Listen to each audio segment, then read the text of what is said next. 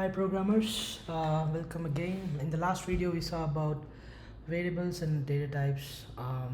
In this video uh, we will learn about operators and expressions and how we can think of operations and expressions.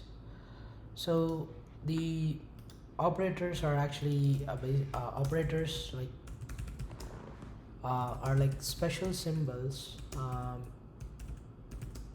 that perform on variables and values, like what are the values that a variable hold. So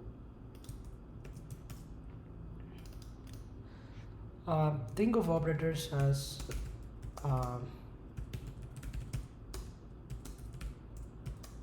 verbs of Python. Like you can think like actions you want to take on, you want to take, you want your program to take. Basically, what your program want to do. So operators play a key role. There are different types of operators. First, we will look into arithmetic operators. Just very simple, basic math kind of operators. There are a bunch of them. Let's get into each one of them. The first one is addition operator. So um, the addition operator is like, yeah, basically the plus operator. So what you can do is let's have two variables and say like a equal to 3, b equal to 5, right? Okay, just gonna convert this to go as an interpreter. Now let's want to know like a plus b is like, it's not defined, it's 8, so you get like a value of it. So that's everything about the addition operator. Basically adding, you can add two variables and what are the values it is holding, or um, you can add two strings and that's even possible. So you can say like s1 is holding something called Peter, s2 is holding called Griffin, and if you, what happens if you just add, so that's called string additions. So you get Peter Griffin. So you're basically adding two strings. You can add two integers, floats, uh, um, or you can add strings.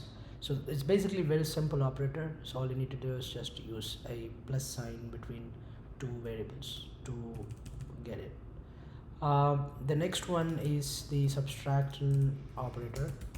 Uh, Subtraction, like it's very much similar to what you saw. Um, so if you want to see what is a minus b, you'll see minus 2. If you want to see what is um, b minus a, you have to let's try and subtract the strings and see what we will get, because addition of strings was possible. So let's see what, oh, it's going to be s1 minus s2. So you cannot subtract strings, but you can add them, so that's possible. But subtraction of two separate strings is not possible. So just keep that back of your mind. The other one like we want to try is the multiplication operator. It's also very simple. You just want to say like I will be, I want to multiply stuff. So same thing, you just want to see like print a into b. So you use ** as your operator, uh, and let's see if we can multiply strings. It's not possible, so you cannot multiply strings, even multiplication of the strings. But there's one thing that you can do about it. You can actually multiply a string by a number and you get a repetition of it. This is possible.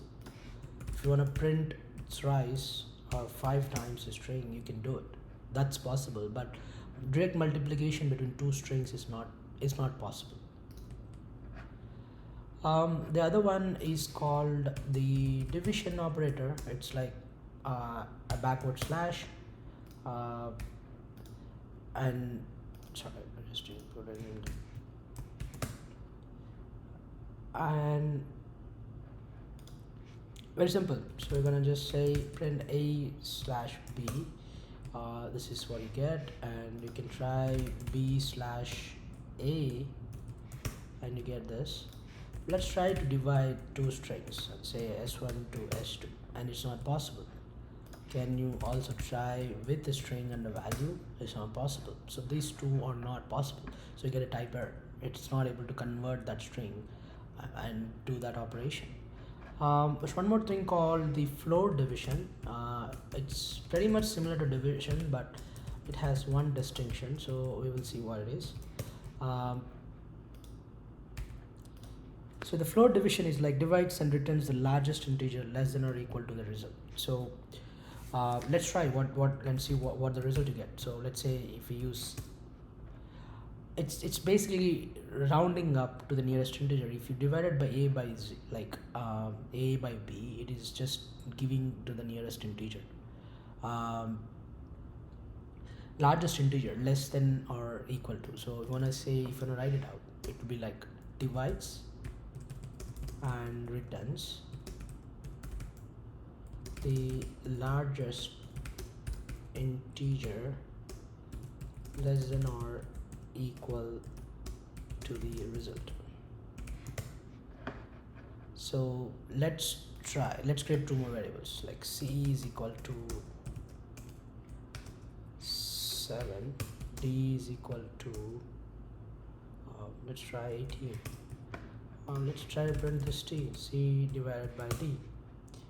Why is it giving 0? So to understand a bit, like let's try the normal division. So you got 0.3, so and it is nearest to 0, so that's why it's rounding off to 0. But let's try and change to 17. Still is the same thing. Let's try and change it to 16. Same thing. So if I use 20, let's see, I think you should get still 0. So let's try 9. Yep. So it's basically saying that I'll try to give 0 as long as the nearest value is 0. And it's trying to give the integer too. So there's two things to write. Divides and returns the largest integer less than or equal to the result. It should be less than or equal to the result. It should be always less than or equal to the result. So which means no matter like anything that comes under 1, it should be always 0. Next, the modulus operator. You see modulus is like percentage. Use percentage for modulus. Sorry. So how you want to use modulus? So it's pretty simple. Let's start with a by a modulo b. So what's the difference between a divided by and a modulo b? So if you use the difference, you're going to try to understand the difference. So this is giving the quotient, this is giving returns a reminder. So if you want to write it out, this one returns the reminder. Print this one returns the reminder, and this one returns the quotient. So whatever comes in here, and this is where you see the reminder, right? If it was a regular or normal the division thing, so it always gives the reminder. Exponential is basically rising to the power. It's the next operator. Exponential, it is you should use double hash trick. It always raises the number to the power of the second. So let's try to understand what it is. So print a to the power b. So what we did, what is a value? If you look into the a value, a is 3 times 5. So we are rising 3 to times 5. It's basically saying that is the same as above, saying that print 3 into 3. It's the same thing. So we rise 3 to the power 5. So that's how the exponential operators works. So that's end of arithmetic operators. To summarize the arithmetic operators, we have is So the arithmetic operators can be like plus operator, uh, the minus, multiplication, division, float division, which gives less than or equal to the integer, then the modulus, then you have the exponential operator. So like these are the various operators you have when it comes to the arithmetic operators. So let's focus on now the comparison operators. So these are very important as well. So let's try to look into them. I think these are all basic math concepts. Like if you will be trying to easily understand, all you need to know is like what are the symbols that I should be using, because we use X in math, but you just need to understand the distinction. You need to understand that in the keyboard, just you have to use the asterisk and asterisk double times for exponential. For percentage, you will get a modulo, modulus, and double backslash you get the float division, and single backslash you get the division operator. So let's focus on comparison operator. So comparison operators are like used to compare two values. So the output of this comparison operator is always either true or false. So you get a bool data type every single time you do comparison between two things. You always get a bool data type. So let's try to understand the first operator, which is the equal to operator. Checks if two values are equal or not, right? So let's check whether like A is equal to B, and it's not. And if you want to check the type as well, like just put a type function, which I already discussed in the last video.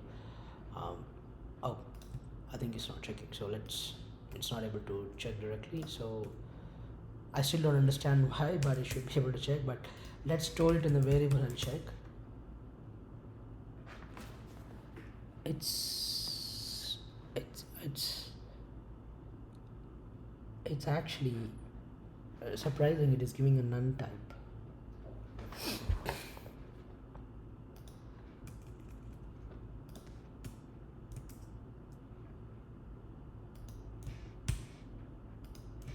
It shouldn't happen. Yep. So this is how it works. So the problem was with the print statement. So now I'm just trying to have a value logic set to this variable, saying that if A is equal to B, and now you get, and you just check the type of it, and you see that that's a bool every single time. You can make as many as comparisons you want. Let's try the another comparison, like let's say Y, or I think you can directly do it now. And you're gonna check A not equal to B. So not equal to B is like sorry, you just don't need space here, and you check. So it's a bool again. So the next operator in question is the not equal to bar. So you just need to exclamation mark followed by the checks if two values are not equal. So directly let us know that they're not equal or not. Technically 3 is not equal to 5, so you should get it true. So if you do that, if you just directly check and say A not equal to B, and the value is true, so it makes sense. And true and false is always of the data type bool. The next one we're gonna look is the greater than and the let's look at one by one. So greater than operator. So this operator checks, the first value is, it checks whether the first value is greater than the second value, right? Let's check, like print A greater than B or no. There's no variable called V, so it's false. It's not. A is less than B. Let's check B greater than A. Definitely, yeah. The next check the less than operator. You just need to use this one, which is I'm not sure what exactly is, but you can find it on the keyboard. I can tell you the name. So it checks whether it checks whether the first value is less than the second value.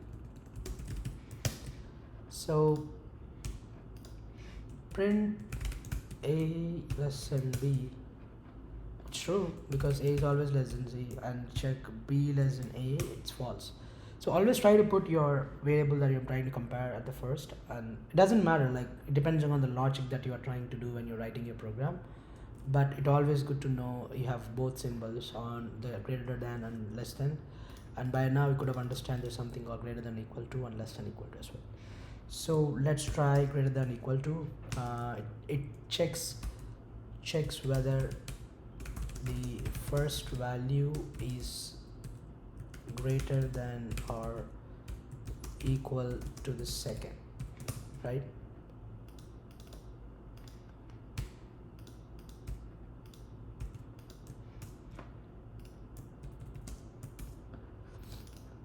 Let's see if print a is greater than or equal to b. Change into code. A is greater than or equal to b is definitely not, but check whether a is less than or equal to b. Definitely yes, less than equal to b. So let's create some more variables, like let's say e, which is basically 10, f is equal to 10, g is equal to, let's say 30. Now let's try e equal to f. Yeah, it's equal to f. E less than or equal to f. Both are same because you used equal symbol. It conveys that these two are actually the same thing. Let's say if e greater than or equal to f, and you, by now you should guess like it should be always true because you know that e is always greater than or equal to f because first of all it's equal. So that's about the greater than and less than or equal to. So in real world I think there is many cases, like if you wanna comparison operator is essentially used in making decisions in code. For instance, you want to compare a user's inputs to a password stored in a database to verify their login credentials. So you can definitely use this operators for making this comparison. The next operator is the logical operator. I mean, I cannot just tell you how important these, but these are as important as the other operators as well. So the logical operators can, I mean, I have to write it out. So logical operators combine multiple conditions. So you'll understand in a bit. They actually allow us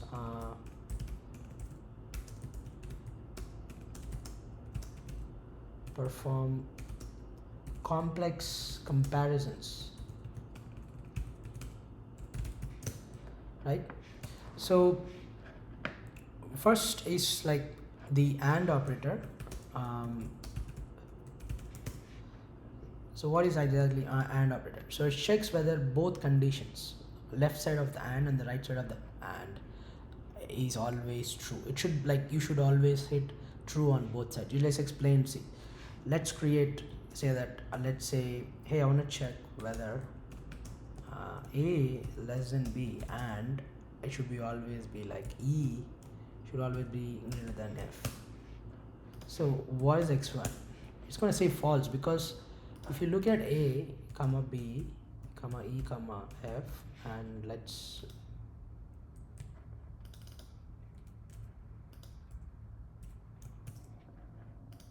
so if you just say that, so a is like 3 is less than b, yeah, it's definitely, but e is greater than f, but it's not, like either they're equal or greater than or equal to. But if you just change this one, you get true, because and it says you need to like AND operator says both conditions are true. This is condition 1 and this is condition 2. So if you want to write it out, it's going to be like an expression. You can say like C1 and C2. So you need both conditions to be true. So think like left side of n and right side of n should be always true. So basically you'll use some sort of I think what is called the comparison operators on both sides, or anything. You can use any operator, but the end goal is that the left side logic of the and the right side logic always should yield true. This is true and they should be true. Only then the final outcome would be true. The next operator is the OR operator. It's very simple.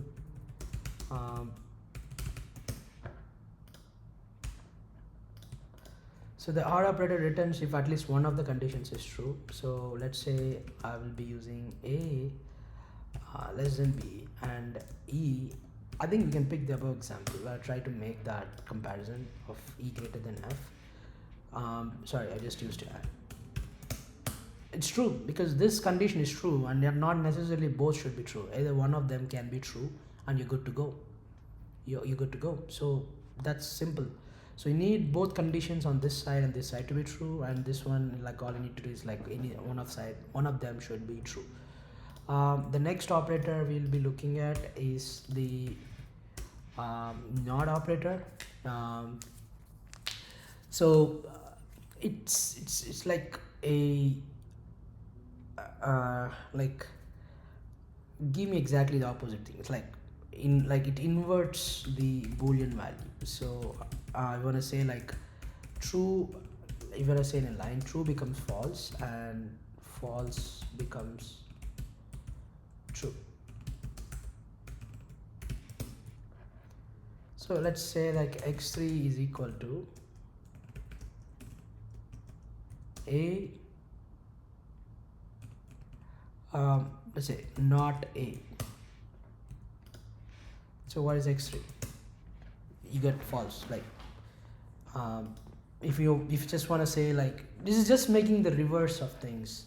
So if you want to say x4, like it's a not B. So A less than B, not.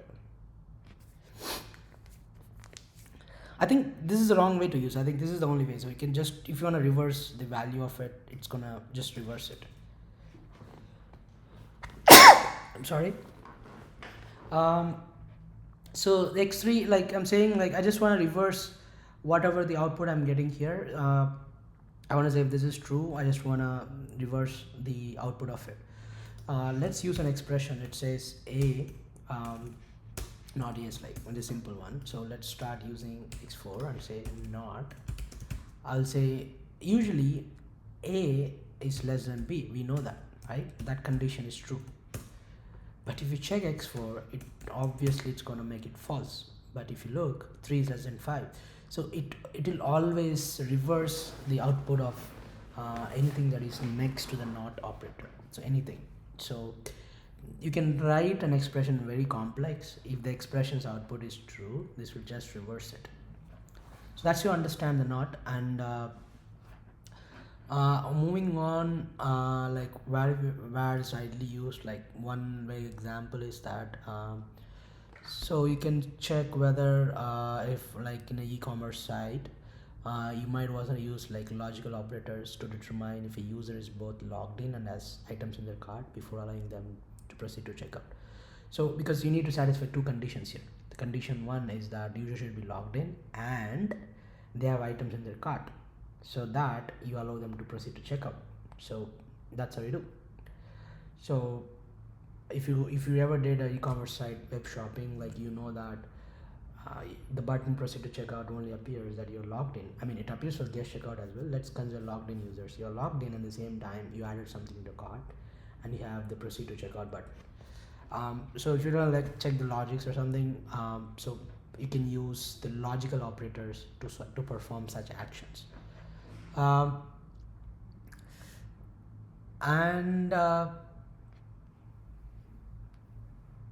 think the next operator is the bitwise operators. So these operators, let's write it out. So what does these operators do? So the bitwise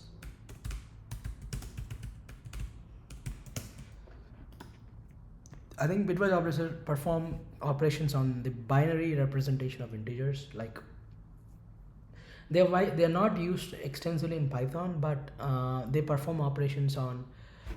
Let me write it out. So they perform operations on the binary representation of integers.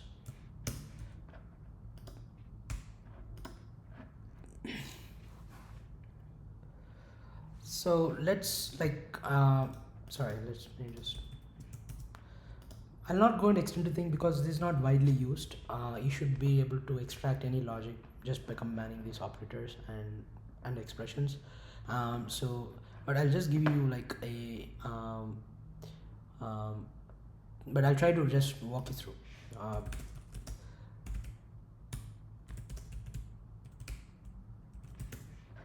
right?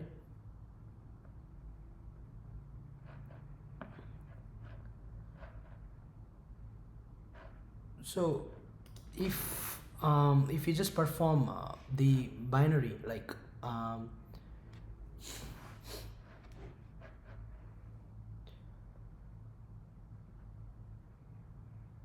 sorry, I was just taking a call. So the bitwise operators allow you to work directly on the binary representation of integers. When you need to manipulate data at the bit level, such as cryptography, network programming, or critical code.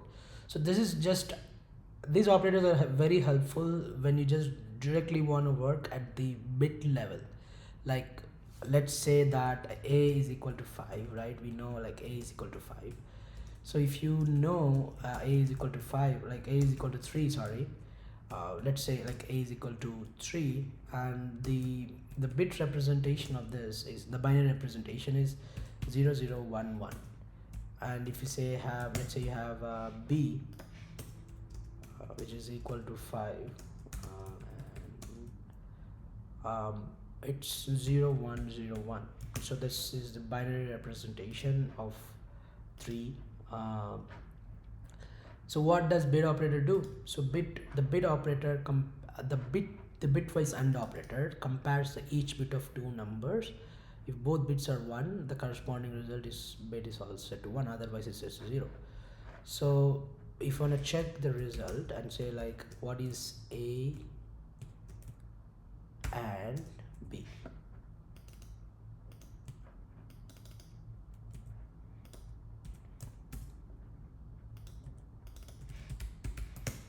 it's 1, which is actually true.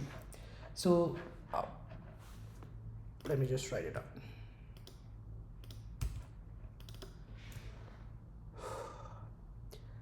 First up, they work on the binary representation of integers. So these are useful when we want to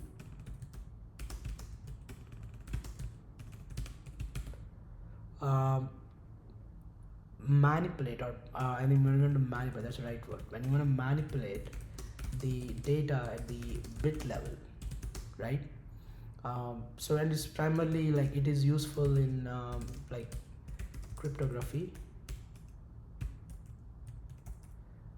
and network programming or something, like when you're directly working with the bits.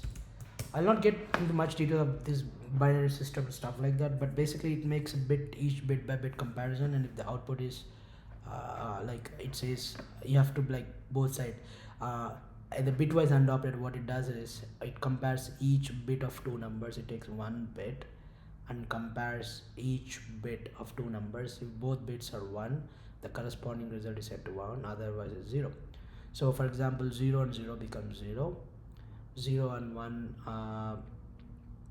0 1 becomes still 0 because you need to have 1 and 1, and this one still becomes 1 and 1, actually 1 and 0 becomes 0, because as I said, for AND operator you need to have 1 to get 1, and 1 and 1 becomes 1, and if you look at it, the output is 1.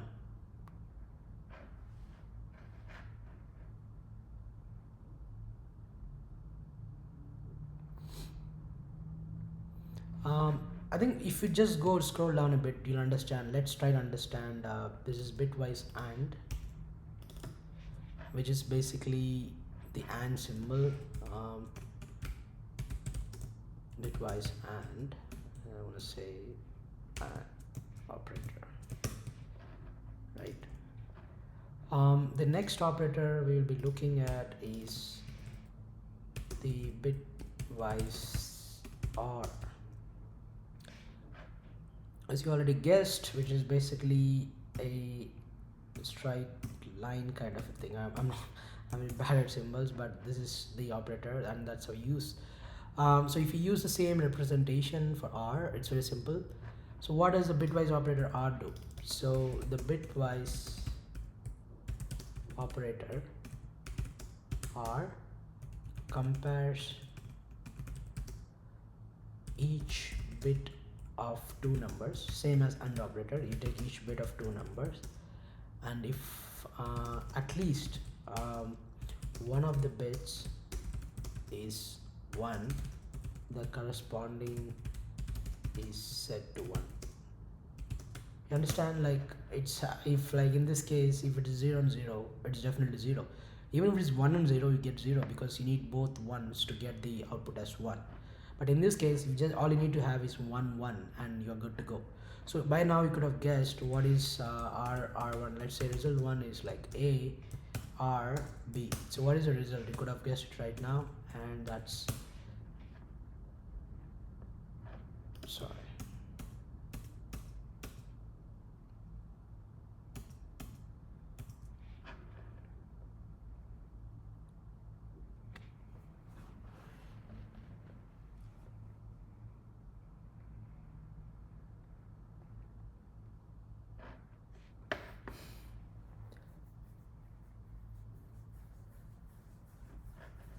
so you might be confused, like, why did I get 7 here? So actually, if you make a comparison between these two, right, A is actually what? uh, 0 0 1 1, like let's use string 0 0 1 1, and B is 0 1 0 1. So as I said, the output would be like, let's say C is, let's 0, and 1 and 0 is 1, 0 1, and 1 and 1 0 is 1, and 1 and 1 is 1. So this is a direct representation of 7. So this is how in binary you represent 7, and that's why your result is 7. Very simple. So that's how you understand. This is 7 in binary. That is why our result is 7. It might sound a bit illogical, but it makes sense when we deal with such applications. These operators become handy. But all you need to take away from this is that all the comparison that's going to happen, it's going to happen not at the number level. What I say, like, it's not going to happen. It's going to happen at the integer, but it's going to happen at the bit representation of the integers. Like, basically convert these three into binary systems, then you make comparison, and whatever the output you get is like the output you got here is in this case would be what, let's say B1, like the output you might get here is 0 and 0 is 0, 0 1 is 0, 1 0 is 0, 1 1 is 1. I think this is direct representation of 1 in binary. That's why you got 1 here. I think that's it. So let's move on to the other operator. If you're feeling overwhelmed, maybe you can skip this part, but you should be very strong at binary to understand this. The other one is the bitwise XR operator.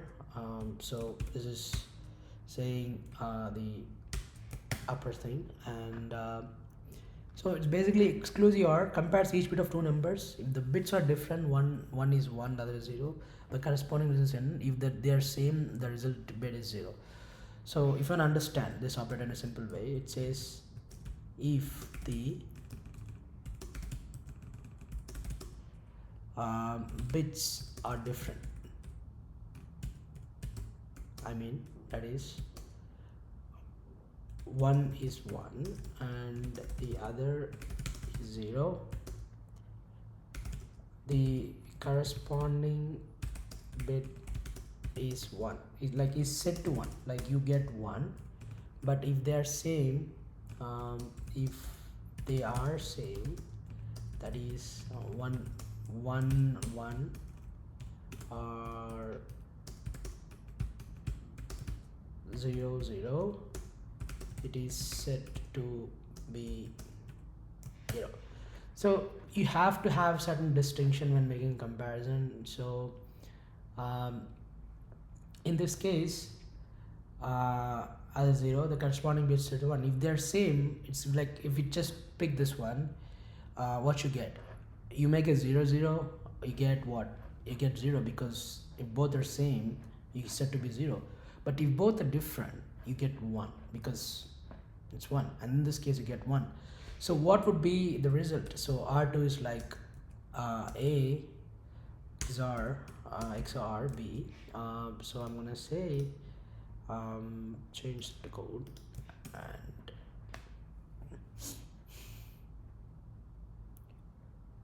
what went wrong?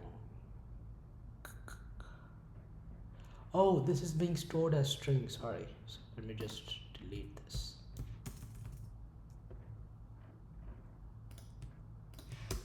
Let's do the A thing again. Because we just have to redeclare the variable, because it assumes it is assumed it's still in the memory. It is storing as it is still stored as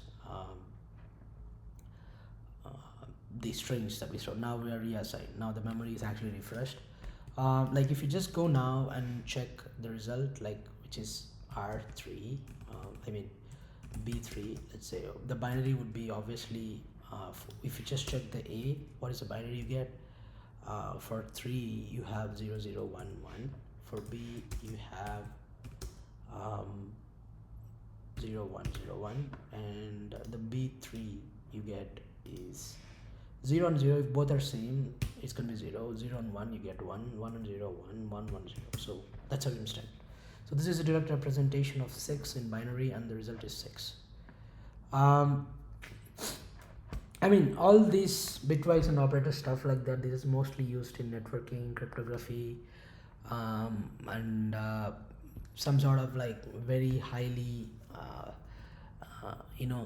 where you need to decipher your data, or you have to cipher your data. This is like working to the core, so that nothing is understood in an easy manner, right? So that's why you use this sort of operators, and this is not that like you'll not be using this quite occasionally in your programming, unless if you're into that kind of application development or in that stream. I'm not going to take a bit more. I'm not going to take this, just 3 more operators. I'll just finish them, and we'll just move on to the next one. So you know what, I'll just stop it here. No, I'll just continue. Let us go to the 3 as well, so that the course is actually complete. So the bitwise AND, you'll have the other operator is bitwise NOT. It's a tilde symbol. So the tilde says the bitwise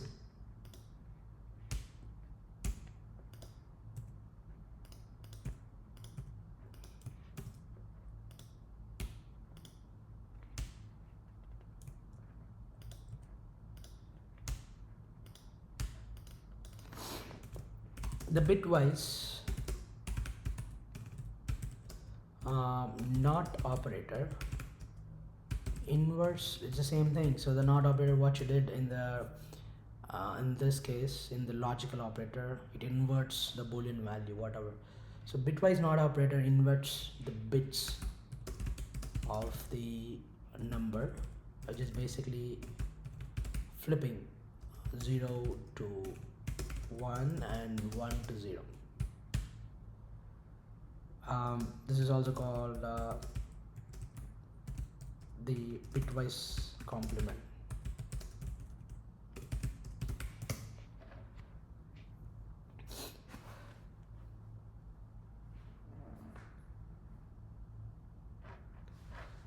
So what we get, we know that, like, we know what b is equal to 5.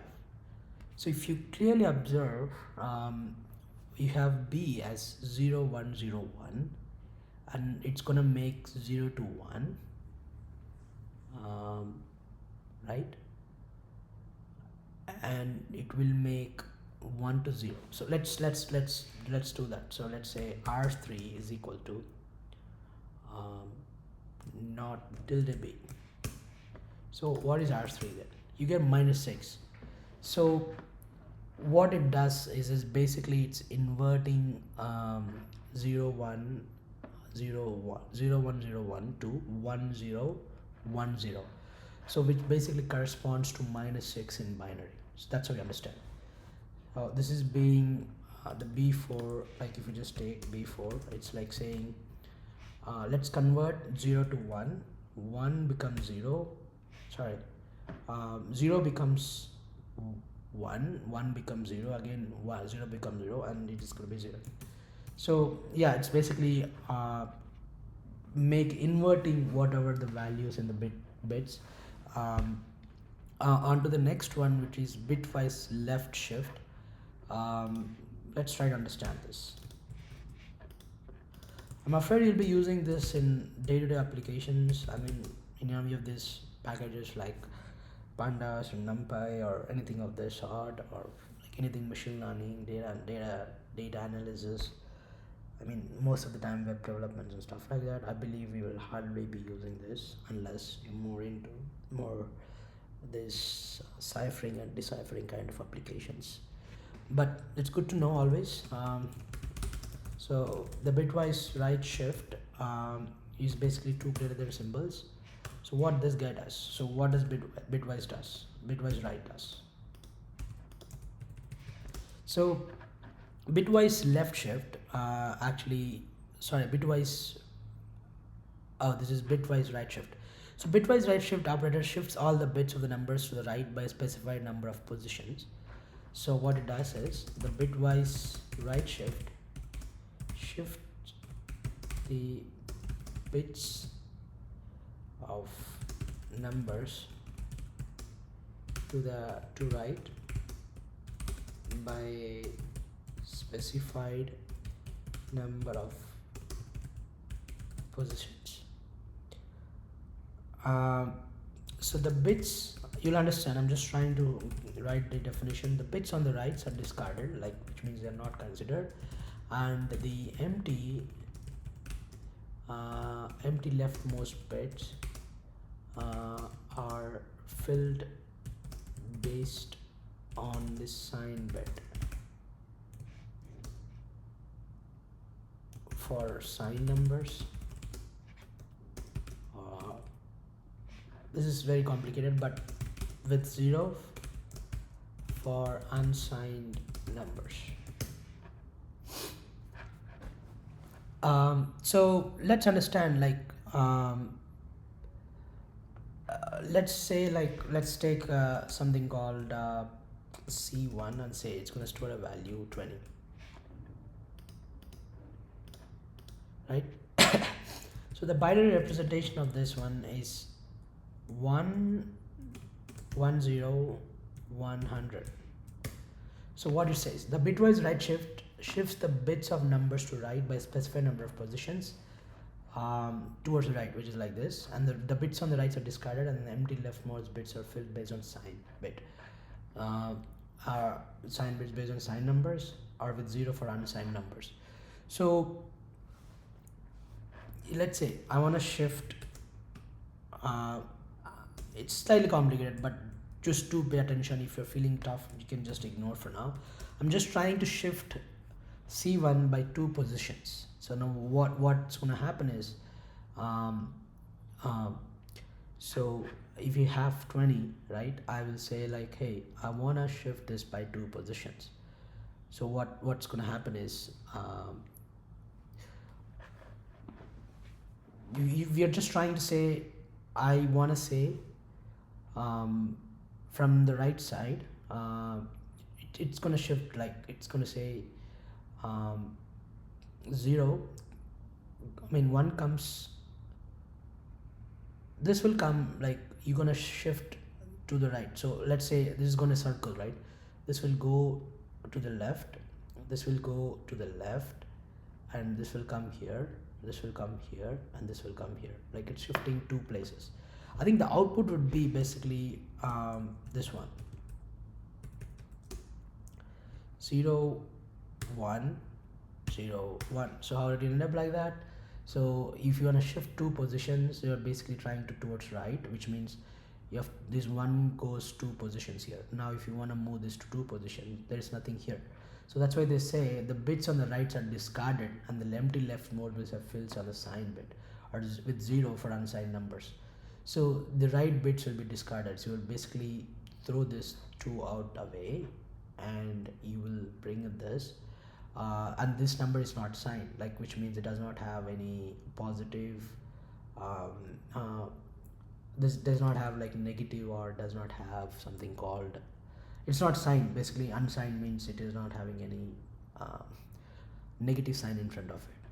So that's why if it does not unsigned number, what you do is you add 0, or based on the sign you add a value to that. That's how you understand. So basically you discard the right two most bits, you remove this 2, and you shift this 3 bits to 2. I mean, you have to shift each bit to the 2 positions. It's going to be like 1 0 1, and this is not a signed number, so this is not an unsigned number.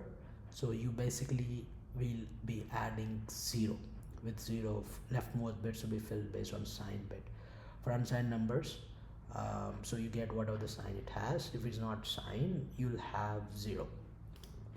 Slightly complicated. So think the leftmost bits works in the same time, in a similar fashion, like bitwise left shift. You just do two less than symbols. So what does this one do? Let's try to see. So the bitwise is, I think, is the same definition. The bitwise left shift, you try to shift to the left, shifts all the bits of number to bits to a specified bits of number, or of a particular number to a specified number of positions. Zeros are shifted into the lower order bits, and the higher order bits are discarded. You'll understand in a bit.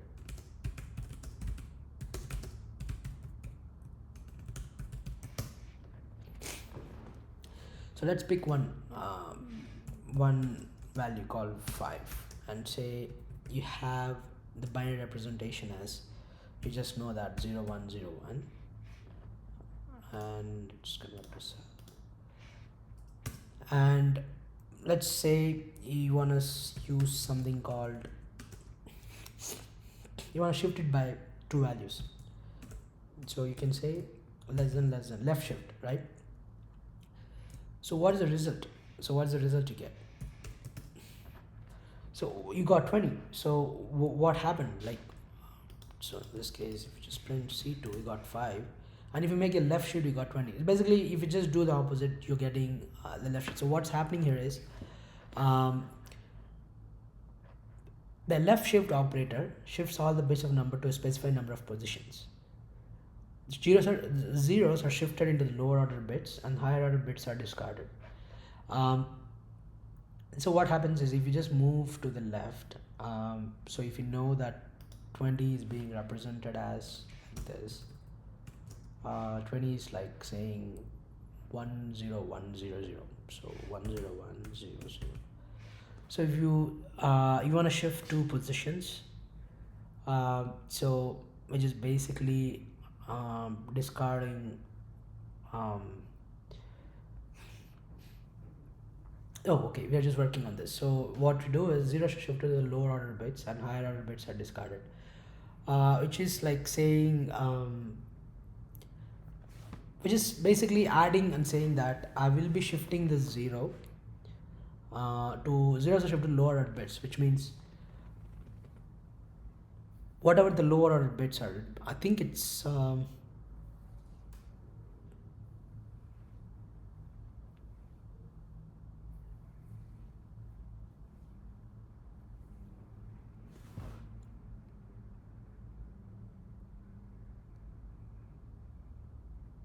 sorry, I was just stuck in one more call. So uh, this is saying 0101, like you actually kind of say I will be shifting um,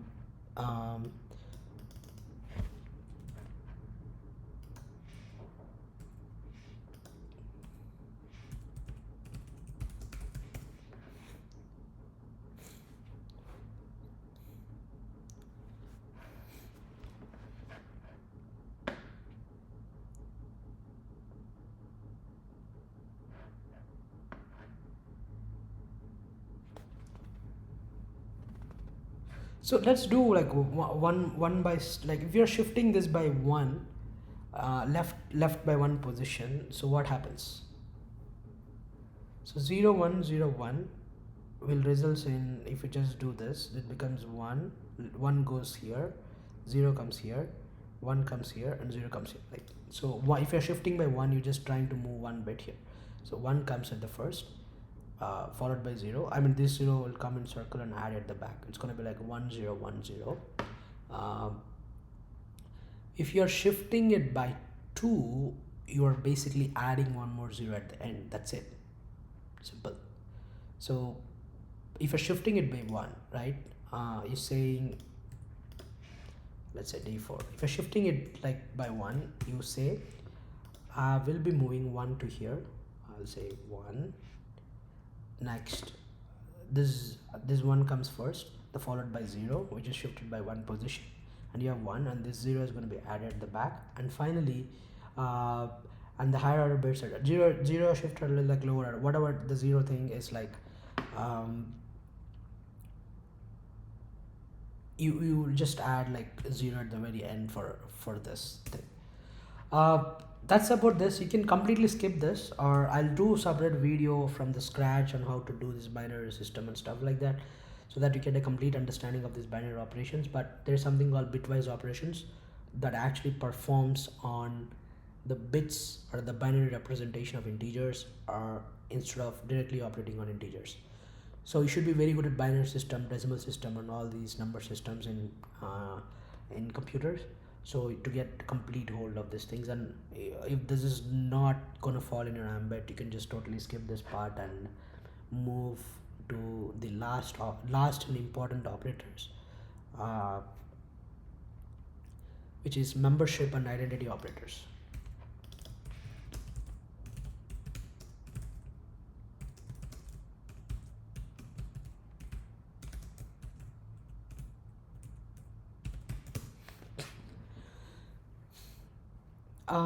So membership, like it's primarily used in list. Like I'll explain. I didn't go through data structures yet. Like let's say you have a list. No, that list is like a sequence of numbers stored in commas, followed by you have a list of 3 4, like I'm just randomly typing some values. This is a list, and I'll say change to cell. So you can very easily check like whether 2 is in A,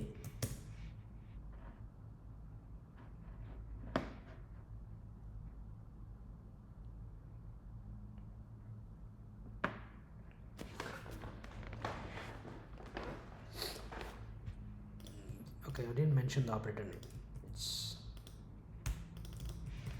called the in operator. It's like the membership operator. So the in operator returns true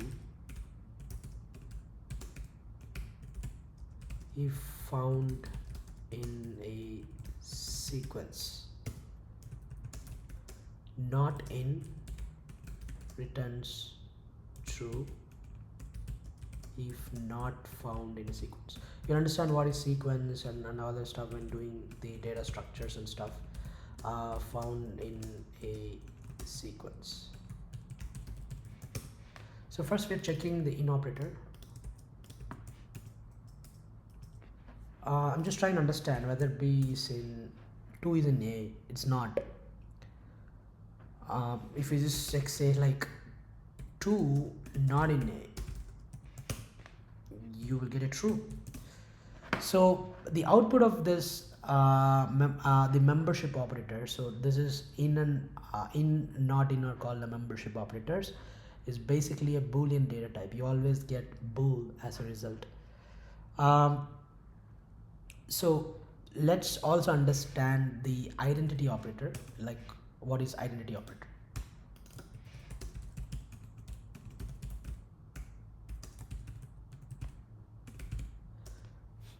So identity operators, like, what does it do is it's the same thing. So these operators, like, they just try to check whether something exists in a sequence or not. You can make like direct comparison between, you can just try to understand whether something exists in a sequence, like list, dictionary, or something. You'll understand them when discussing with the DSA. So if you want to just create, like, if you want to check whether like B is equal to A, so what exactly I'm doing here, so what I'm trying to say is, let's actually not do this here. Just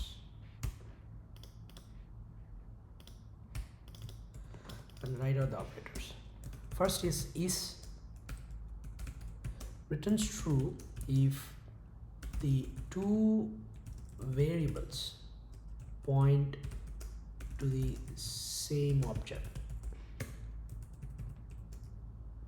Is not returns true if two variables do not point the same object.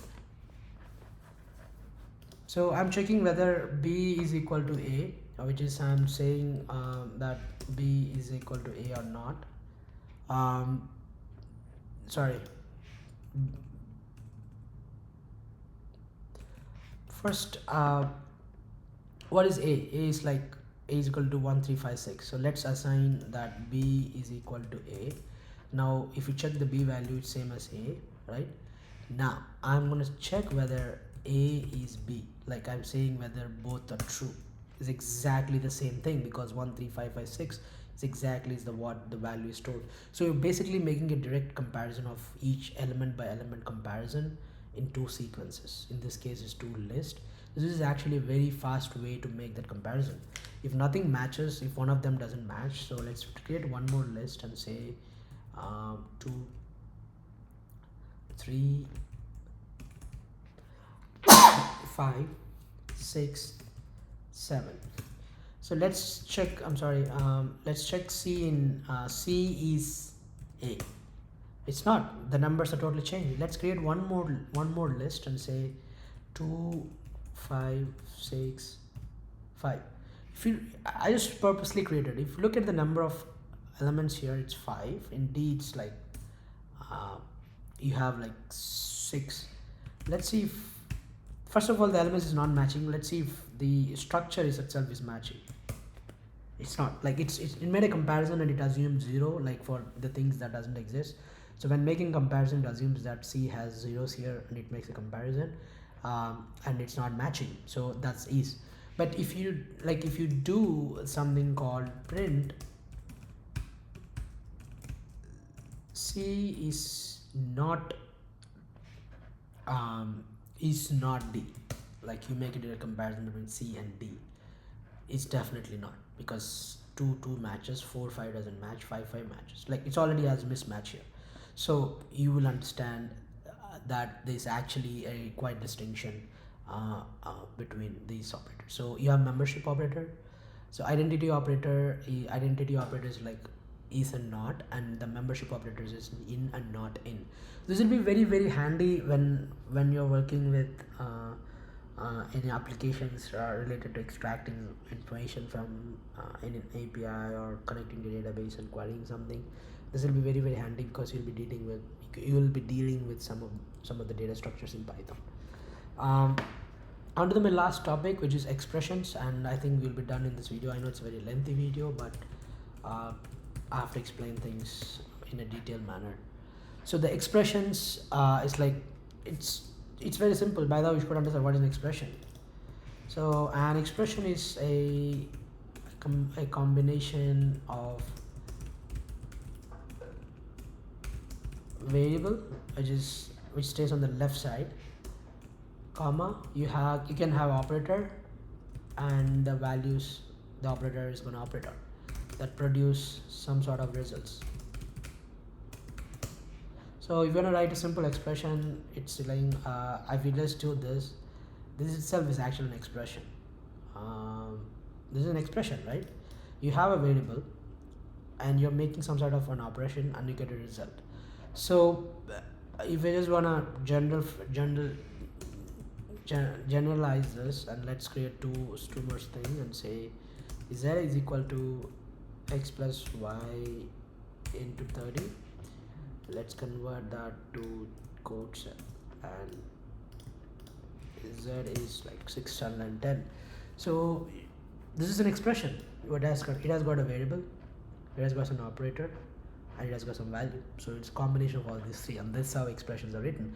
And when you're building some logic, you will use all these concepts of variables, data types, operators, and you combine this, you get one expression, and you always check that expression for some sort of booleanness, some sort of truthness, and based on that you execute some of the rest of the algorithm underneath that expression, depending on the outcome of this expression.